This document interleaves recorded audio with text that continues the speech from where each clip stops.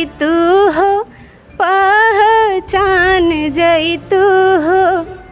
अरे मोछिए पसान तम फिरी दुकान रंगबाज। गमई में लागल बा अगहन के मेला, गमई में लागल ओ कजरा नयन में रही के ठंडा पानी पीपल के। नमस्कार, आप देख रहे हैं उत्तर प्रदेश अपनी आवाज़। मैं हूं आपके साथ प्रदीप सिंह। आपको बताए थे कि 31 जुलाई को गोरखपुर में एडिशन होने वाला है एसएस एकेडमी में। तो आज वहां हम पहुंच चुके हैं उस स्थान पे जहां एडिशन हो रहा है। आप देख सकते हैं यहाँ पर लगा है भोजपुरी एसोसिएशन ऑफ इंडिया भाई का बोर्ड लगा है। हम चाहते हैं एक बार कैमरामैन से दिखा दें कि यहाँ पर एडिशन लगता है चालू हो चुका है। अंदर चलते हैं, आप सभी को देखते हैं। यहाँ पर कुछ लोग बैठे हैं और क्या हो रहा भैया, एडिशन कहाँ हो रहा है?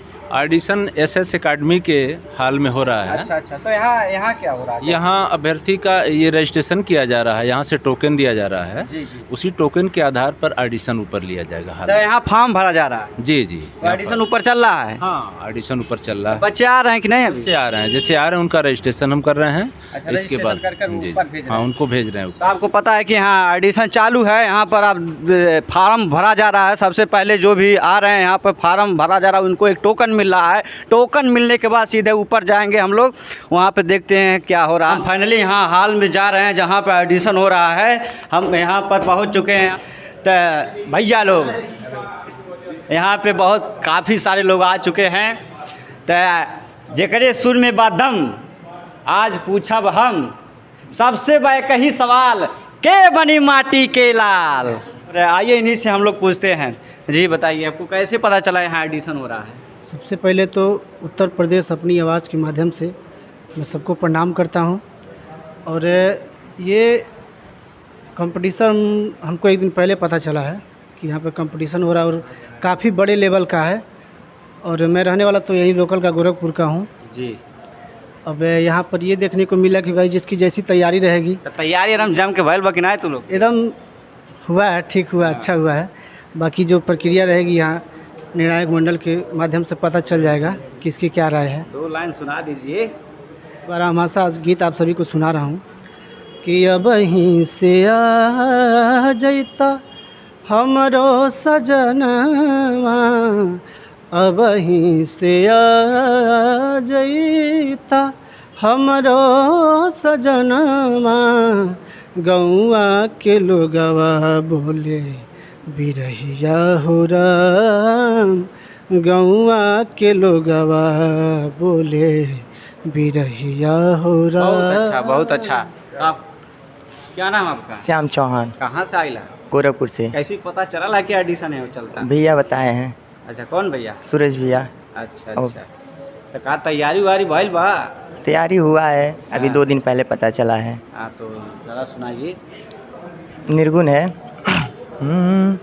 बैठली रोवेली गुजरिया हो, चुनरिया में दाग लगे गई।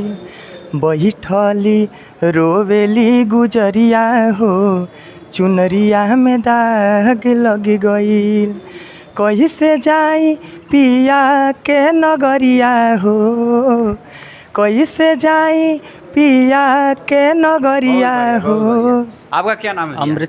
अमृत नाम है मेरा। अमृत, वाह वाह, बहुत अच्छा प्यारा नाम है आपका। तो आपको कैसे पता चला कि यहाँ एडिशन चल रहा है? सोशल मीडिया के माध्यम से पता चला था। अच्छा, हाँ। तो आप एकदम तैयारी करके आए हैं? तैयारी हुआ है। तैयारी किए हैं जरा मिजाज में एक बार सुनाइए तो, भोजपुरी अंदाज में, क्योंकि ये भोजपुरी माटी का तैयारी किया, अभी वो नहीं सुनाएंगे क्योंकि वो सुनाएंगे। अच्छा, अब काफी चला हाँ। दूसरा कोई गा देगा ही ना? नहीं, दूसरा नहीं, चलिए आपकी मर्जी जो है सुनाइए। दूसरा हम गा रहे हैं। जी। जाके परदेसवा में, जाके परदेसवा में भुला गइल राजा जी, आँखिया के झलुहा झुला गइल राजा जी। जाके परदेसवा में, जाके परदेसवा में भुला गइल राजा जी, आँखिया के झलुहा झुला गइल राजा जी। आपका क्या नाम है? मीनू सानी। कहाँ से आप आई हैं? सोनबरसा से। सोनबरसा से आई हैं। कैसे आई हैं? ऑटो से। ऑटो से आई हैं। आपको कैसे पता चला कि ये ऑडिशन होगा? जी, हमारे मामा जी हैं, उन्हीं ने बताया था 26 तारीख को कि 31 तारीख को यहाँ पे ऑडिशन है। चलिए, अकेले आए हैं कि आपके साथ और कोई आया है? नहीं, मेरी मम्मी आई हैं, मेरा एक छोटा सा बाबू आया है मेरे साथ, और मेरे जेठान की लड़की भी आई हैं। तो आज क्या सुनाएंगी आप? कैसा तैयारी, एक बार जरूर बताइए हमारे दर्शकों जी, जो भी है, मैं तो फ़िलहाल सीखी नहीं हूँ, को। जी। लेकिन जो भी है मेरी तरफ से वो ठीक ठाक ही है। हाँ हाँ, सुनाइए जरा। जान जान जई तू हो, पहचान जई तू हो, जान जान जई तू हो, पहचान जई तू हो, छन छन छछाने ला भीतरे परान, छन छन छछाने ला भीतरे परान, जान जान जई तू हो, बहुत बढ़िया, बहुत बढ़िया। चलिए, क्या नाम है आपका? इंद्रजीत मौर्य, सिंगर जी। सिंगर है इंद्रजीत मौर्य जी। कहाँ से आप आए हैं? हम बेलघाट से आए हैं बेलघाट से। जी। कितना बेलघाट दूरी होगा यहाँ से? होगा लमसम 50 किलोमीटर। 50 किलोमीटर दूरी जी। तय करके आप आए हैं ऑडिशन देने। तो आपको क्या सुनाने वाले हैं जो आप अलग भोजपुरी अंदाज में? जी जी, एकदम अलग रही, माटी के चीज़ रही। हाँ हाँ। कौनो दुल्ही के बीरा हम सुनावत बाड़ी आप लोगन के बीच में। जाके बसल रहल राजा, अरे बम्बे शहरिया हो, कजरा नयन में रही, तो हमारा के काउले अइला हो, कजरा नयन में रही, हमारा के काउले अइला हो, कजरा नयन में रही। उसका अंतरा है, सुन सन लागे कुछ भावे नाई मनवा, रहला भुलाए राजा निकले परनवा, पवत राजा जी बढ़ल, अरे तोह से सनहिया हो, कजरा नयन में रही, आ हमारा के काउले अइला हो, कजरा नयन में रही। बहुत बढ़िया, बहुत बढ़िया भाई जी। बताइए। अच्छा, आप आइए, आपका नंबर है, क्यों वहाँ खड़ी हैं? चलिए, सबसे पहले न्यूज़ में आपका स्वागत है। प्रणाम है सभी को। तो कहाँ से आई हैं आप? संत कबीर नगर से। क्या नाम है आपका? साक्षी श्रीवास्तव। साक्षी श्रीवास्तव जी। जी, जी, तो आपको कैसे पता चला कि हाँ ऑडिशन चल रहा है? फेसबुक के माध्यम से। फेसबुक पे सुनने वाली हैं? अभी तो फिलहाल सुना देते हैं किसानी गीत। हाँ हाँ, किसानी सुनाइए।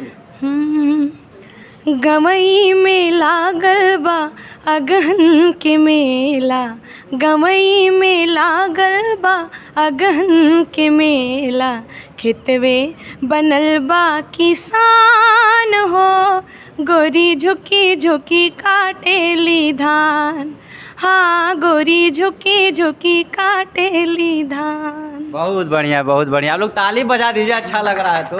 हाँ, जो बताइए। नमस्कार सभी को, अमन शर्मा। अमन शर्मा जी, जी। कहाँ से आप आए हैं? मैं गोरखपुर से हूँ। यहीं इसी गोरखपुर जी, जी। से। ठीक। तो आप क्या तैयारी करके आए हैं अब? मैं कुछ खास तैयार करके आया हूँ, मैं अभी आप लोगों को कुछ और सुनाना चाहूँगा। अच्छा, खास तैयारी करके आए हैं, लेकिन वो चीज़ नहीं सुनाएंगे जी। अलग चीज़ सुनाएंगे। क्यों, ऐसा क्यों? कि ताकि जब मैं सबको सुनाऊँ तो सब लोग कुछ नए अंदाज में सुने उसको। अच्छा, चलिए ठीक है, सुनाइए कोई अपना। कि हाल दिल के सुनाई तक करा के जी, बात आपन बताई तक करा के जी, ऊ मनावे के हाल ना जानत रहल, कि हम अगर को होनाई त के करा के जी। तो कहे को भैया कि अब किर छोड़ के जाइबा हम के जो, कि अब किर छोड़ के जाइबा हम के जो, बाहर माए बलम जी, कि हमरा के पठा दनई हरवाए बलम जी। धन्यवाद। बहुत बढ़िया, बहुत बढ़िया जी।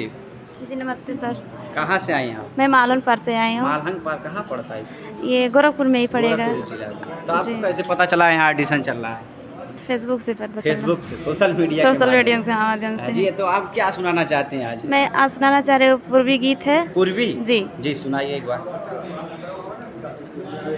कुइयाँ के ठंडा पानी पीपल के छाव रे, कुइयाँ के ठंडा पानी पीपल के छाव रे। अइह परदेसिया हो, अइह परदेसिया सबेरे मोर गाँव रे, सबेरे मोर गाँव। अइह परदेसिया हो, अइह परदेसिया सबेरे मोर गाँव रे, सबेरे मोर गाँव।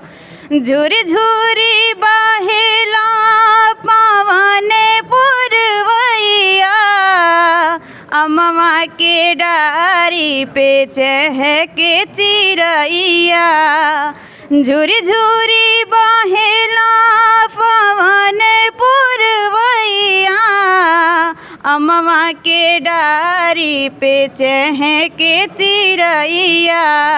धनी धनी बसवरिया बड़ा नीक ठाव रे, अइह परदेसिया हो, अइह परदेसिया सबेरे मोर गाँव रे, सबेरे मोरे गाँव। बहुत बढ़िया, बहुत जी। आप बताइए एक बार।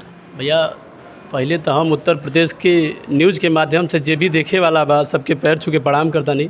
वाह भैया, हम कहीं दूर से नहीं आइल, हमरो यही जा गोरखपुर के नज़दीक में घर बा। और हम का नाम है आपका? भैया हमारा नाम राजा इनके खान है। और भैया हम गावे तो हमारा नया वाला जात रहनी तो केहू बता दिलस कि ई माटी का लाल बा जौन हु नौजवान जे भी बा, जे भी हमारे भाई बहन लोग बा, सबके किस्मत बनावे के एगो ऐसा प्लेटफार्म है अच्छा कि यहाँ सब अपन किस्मत आजमावाला।